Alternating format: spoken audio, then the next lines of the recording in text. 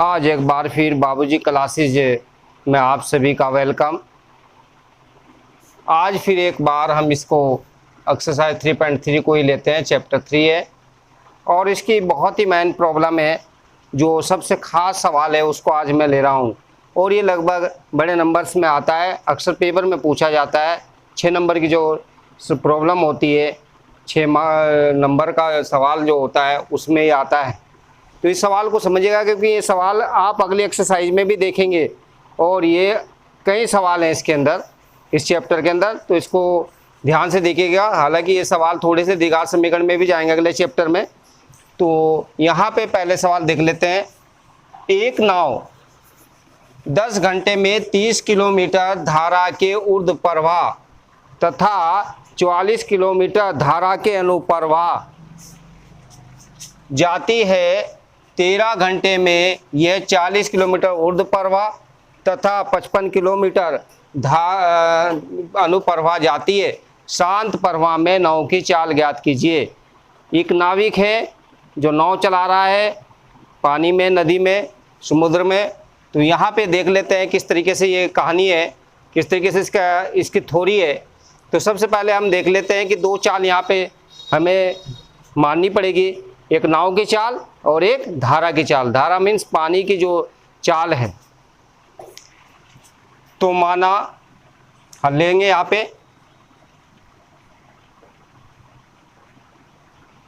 माना शांत still water, यानी शांत जल में, स्टील वाटर में नाव की चाल बराबर x किलोमीटर प्रति घंटा के, किलोमीटर पर एच भी कह सकते हैं। और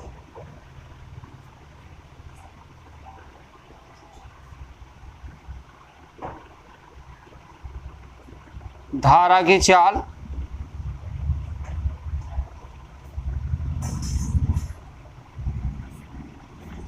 बराबर y किलोमीटर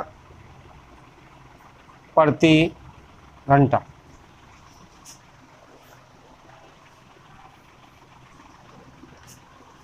तो यहाँ पे मैंने दो चाल लिए, एक शांत जल में नाविक की नाव की चाल ली है, एक धारा की चाल ली है। तो हम यहाँ देख लेते हैं कि अगर मान लीजिए ये कहीं नाविक है, इस तरीके से ये पानी है, ये जल है और इसमें एक नाविक है और जल जो है वो पानी इधर को बह रहा है। तो सबसे पहले अगर ऊर्ध्व प्रवाह की बात करें तो इसका मतलब जो नाविक है या नाव है वो इसके विपरीत चलेगी। यहाँ पे ये x है तो ये y मानी है पानी की धारा की चाल हमने। तो जब ऊर्ध्व प्रवाह का मतलब है विपरीत दिशा में, तो विपरीत दिशा में पहले हम चाल निकालेंगे। ऊर्ध्व प्रवाह, ऊर्ध्व प्रवाह में नाव की चाल हम देख रहे हैं, जब पानी दूसरी दिशा में जा रहा है, नाव दूसरी दिशा में जा रही है, तो पानी उसकी चाल को, नाव की चाल को कम करेगा, अर्थात उसका अपोज करेगा, तो चाल घट जाएगी। x माइनस वाई किलोमीटर प्रति घंटा। अब अनुप्रवाह, अनुप्रवाह का मतलब है उसी दिशा में जिधर को पानी चल रहा है, जल चल रहा है, उसी दिशा में नाव भी जा रही है। तो हम देखेंगे नाव, जो जल है वो नाव को सपोर्ट करेगा, अर्थात नाव की चाल में पानी की चाल जुड़ जाएगी, क्योंकि वो उसी दिशा में जा रहा है। दैट मीन्स इसको हम ऐसे कह सकते हैं कि ये फिर पानी हमारे पास है, जल है और इसमें एक नाव है। तो ये जल धारा की चाल y है और यहाँ पे नाव है, नाव इस बार इस तरीके से जा रहा है x, यानी उसी दिशा में जा रहा है अनुप्रवाह में। ये ऊर्ध्व प्रवाह दिखाया मैंने यहाँ पे और ये दिखाया है अनुप्रवाह।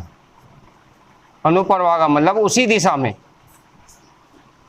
तो चाल जब नाव उसी दिशा में जा रही है जिधर जल जा रहा है, बह रहा है, तो चाल ऐड हो जाएगी। दैट मीन्स नाव की चाल अब आ जाएगी अनुप्रवाह में। अनुप्रवाह में नाव की चाल बराबर x प्लस y, यानी यहाँ पे दोनों ऐड हो जाएंगी क्योंकि पानी इसको सपोर्ट करेगा उसी दिशा में। ओके, पहले ये मान लेने के बाद अब यहाँ पे देखते हैं कि प्रथम शर्त में क्या कहा जा रहा है। यहाँ पे देखेंगे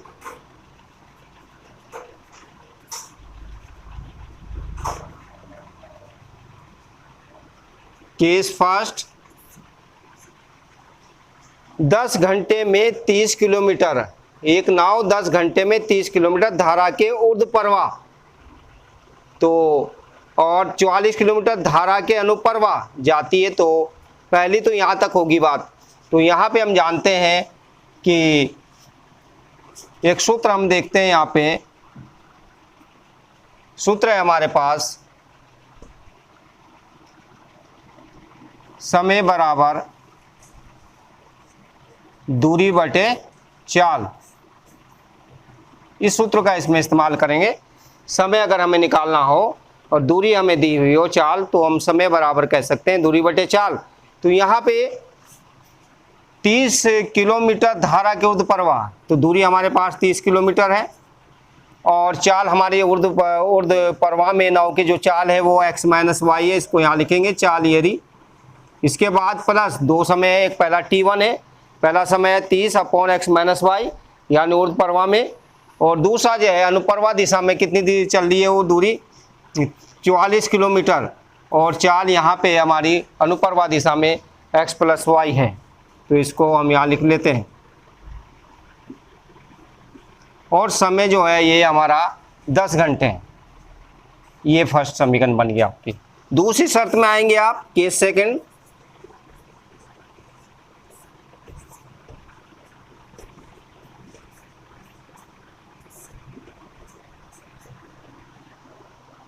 तथा 13 घंटे में वही नाव है, वही पानी है, 30-40 किलोमीटर ऊर्ध्व प्रवाह तथा 55 किलोमीटर अनुप्रवाह जाती है।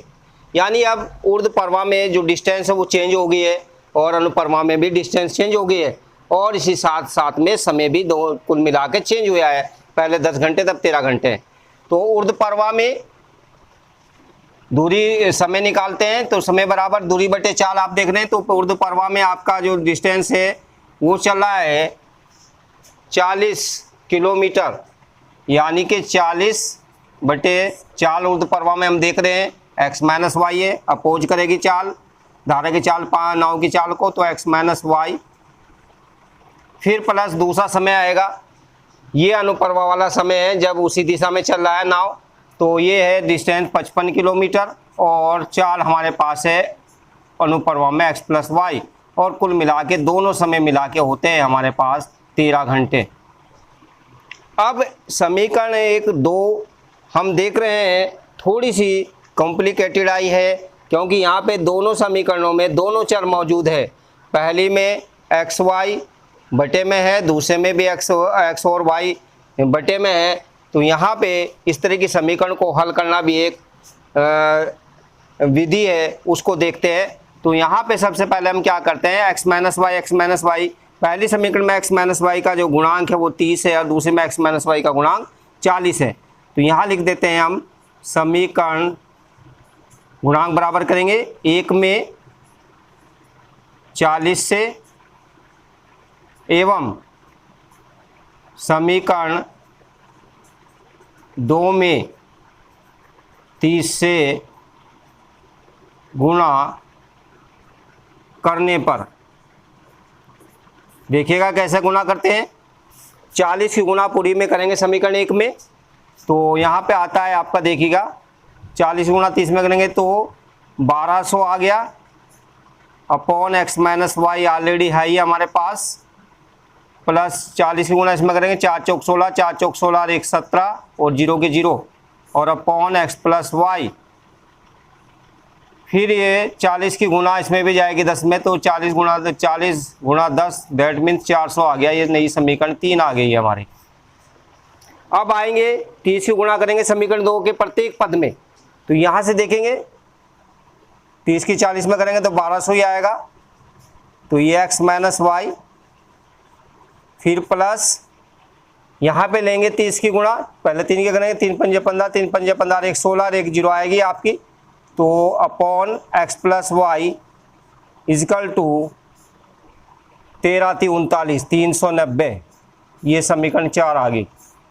अब इनमें हम देख रहे हैं कि x माइनस वाई के जो गुणांक है वो बराबर हो चुके हैं। ऐसी स्थिति में हम इनको घटाएंगे, घटाने पर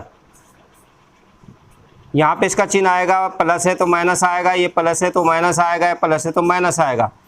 अब यहाँ पे देखिए 1200 अपॉन एक्स माइनस वाई समीकरण 3 में है, 1200 अपॉन एक्स माइनस वाई दूसरे समीकरण 4 में सेम है और चिन्ह विपरीत है। ऐसी स्थिति में इसको विलोपन स्थिति कहते हैं। एक पद को गायब किया जाता है, ये कैंसिल हो जाएगा, सेम है। अब यहाँ पे देखिएगा 1760 बटे एक्स प्लस वाई, दूसरी समीकरण में 1650 बटे एक्स प्लस वाई, बटे सेम है, हर समान है एक्स प्लस वाई। तो 1760 और 1650, 1760 प्लस के हैं, 1650 माइनस के हैं, सेम हर है। तो ऐसी स्थिति में 1760 में से 1650 गया तो यहाँ पे 0, 6 में 5 गया 5, 7 में 6, 110 बटे एक्स प्लस वाई, और बराबर इधर ये माइनस का है 390 और 400 प्लस का है, तो यहाँ पे 10 प्लस का आ गया। तो यहाँ से अगर देखें हम इसको, तो इसका बटे 1 मान लें यहाँ से, तो यहाँ से कुल मिला के एक 0 भी कैंसिल हो जाएगी यहाँ से, तो x plus y simple equation आ जाएगी 11। इसका नाम कहेंगे 5। अब x प्लस वाई बराबर 11 समीकरण 1 में रख देंगे। समीकरण 1 में x plus Y is equal to 11 भरने पर यहाँ पे देख रहे हैं जी, आपका समीकरण 1 क्या है, 30 upon x minus y plus 44 upon x plus y की वैल्यू हमारे पास आई है 11 इजकल टू 10। तो यहाँ से हम देख लेते हैं, अब 11 चौका 44, तो यहाँ से 30 upon x minus y is equal to, ये इधर प्लस 4 प्लस का उधर जाके माइनस का हो जाएगा, 10 माइनस 4 दैट मीन्स 6। तो कुल मिला के हम देखते हैं कि x minus y is equal to 30/6, 6 पंजे 30। तो ये समीकरण नई समीकरण आई है 5, इसको हम कह रहे हैं 6। तो इसके नीचे हम 5 लिख लेते हैं। 5 हमारे पास है x plus Y is equal to 11, ये 5 है, और इन दोनों को हम विलोपन विधि से करेंगे। यहाँ पे देख रहे हैं कि एक चर x और y दोनों समान है और समान ही चिन्ह के हैं, तो इसको घटाने पे चिन्ह चेंज करने पड़ेंगे। इसको काटने के लिए घटाने पर ये प्लस है तो माइनस, ये प्लस है तो माइनस, ये प्लस है तो माइनस, ये x कैंसिल हो गया, माइनस वाई दोनों ही जुड़ गई, माइनस की 2y और माइनस की 11 में से 5 गया तो माइनस के 6। तो y इजकल टू मल्टीप्लाई जाएगा -6 अपॉन -2, 2 तिया 6, तो y बराबर 3 आ गया। इसे मान को हम रख देते हैं समीकरण यानी कि 5 में। समीकरण 5 में भरने पर समीकरण 5 हमारे पास है y बराबर 3, समीकरण 5 में भरने पर समीकरण 5 हमारे पास है x plus Y is equal to 11। तो यहाँ पे भरेंगे x प्लस वाई की जगह आप भरेंगे 3 इजकल टू 11। तो x means 11 minus 3 that means 8। अतः 9 की शांत का मतलब रुके पानी में, शांत जल में चाल x बराबर आया है हमारे पास 8 किलोमीटर प्रति घंटा। हालांकि धारा की चाल भी आई है तो उसे पूछा नहीं, लेकिन हम लिख देते हैं धारा की चाल। जल की धारा है, जल की धारा की चाल y बराबर आई है 3 किलोमीटर प्रति घंटा। तो एक बार फिर देख लीजिएगा। सबसे पहले सवाल को हमने देखा कि दो समय हमें यहाँ पे दे रखे हैं। नाव एक बार ऊर्ध्व दिशा में जा रही है, ऊर्ध्व प्रवाह में ऊपर को, यानी पानी से विपरीत दिशा में जा रही है, और दूसरा अनुप्रवाह यानी पानी के ही दिशा में जा रही है जिधर को जल चल रहा है। तो यहाँ पे दो चाल हमें माननी पड़ेगी। शांत जल में नाव की चाल x किलोमीटर प्रति घंटा, और धारा यानी जल की धारा, जो जल है उसकी धारा की जो चाल है, जल की धारा की चाल जो है वो y किलोमीटर प्रति घंटा है। तो इस प्रकार से हम देखेंगे ऊर्ध्व प्रवाह में पहले नाव की चाल निकालेंगे, क्योंकि हमने देखा एक चित्र में कि पानी धारा जो है y किलोमीटर है वो इधर को है, नाव दूसरी दिशा में x किलोमीटर प्रति घंटा है, तो चाल यहाँ पे घटेगी। तो ऊर्ध्व प्रवाह में नाव की चाल x माइनस वाई, क्योंकि पानी अपोज कर रहा है नाव की स्पीड को।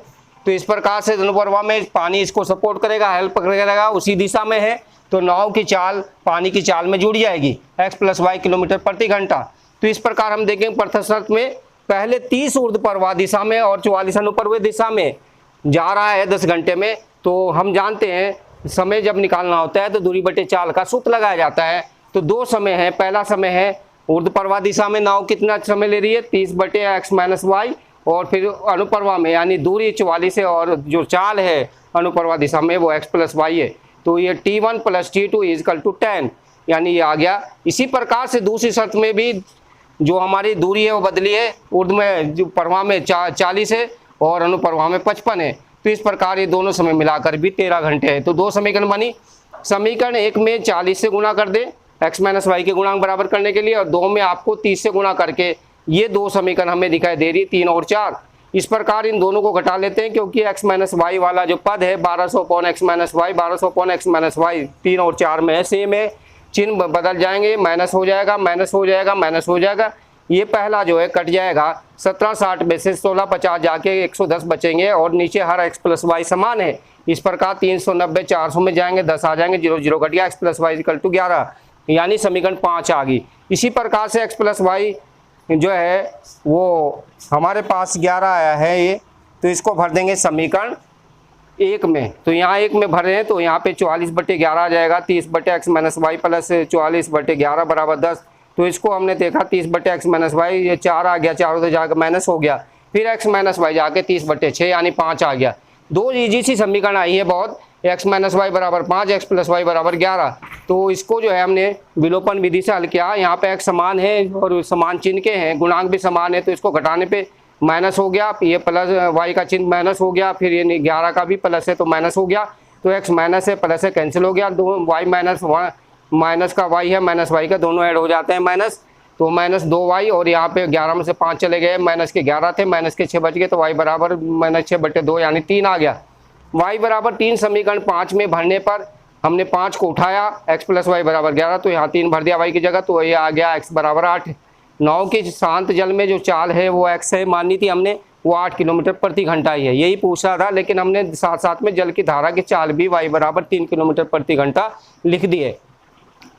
तो मुझे उम्मीद है ये सवाल आपको समझ में आया होगा। इसके बावजूद भी अगर कोई स्टेप ऐसा है जो आपको अनक्लियर है और तो उसको फिर मुझे कमेंट के रूप में पूछिएगा। और ये सवाल बहुत ही इंपॉर्टेंट है, इसको हर हालत में करना है, क्योंकि ये सवाल कई बार रिपीट होगा इस चैप्टर में, लगभग संख्या चेंज होगी।